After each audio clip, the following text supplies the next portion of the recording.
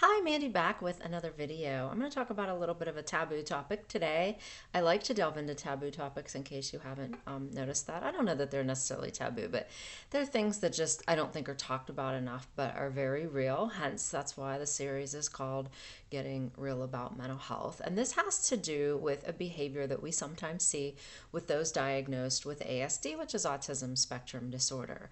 Again, this is not every person who is diagnosed is going to exhibit this behavior, and not every single person that might exhibit the behavior that I'm going to talk about is coming from a place where I see why this behavior happens, let's put it that way, the most. So, without further explanations around the topic is when people diagnosed with ASD growing up start to be and attracted to and resonate with kids that are younger than they are. So let me explain this. This might be a little bit of a longer video today, actually.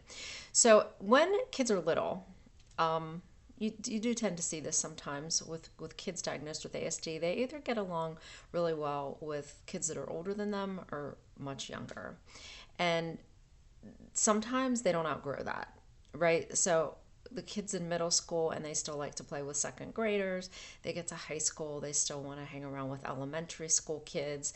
This, I believe, comes from an innocent place of, if you listen to any of my videos before, you know the executive functioning stuff I talk about and the formulary thinking, that little kids are pretty straightforward and basic. They're basic with what they like to do. They're basic with their conversation. They're basic with what to expect for the most part. So I think that this starts in a very innocent place.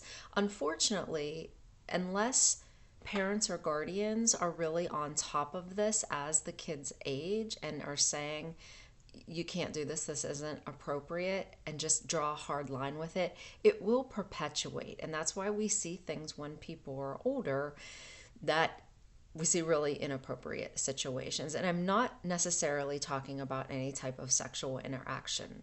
This can just be like an over focus on saying the wrong things to, wanting to be with too often, which can come across in today's society as not healthy. So I urge parents out there, if you see this trend with your child who is diagnosed, try to steer them away from it. Just for safety reasons. It can be okay in some situations, but try to diversify and really think about that this could potentially become a serious concern as they get older. So, a little bit of something to pay attention to. See you next time.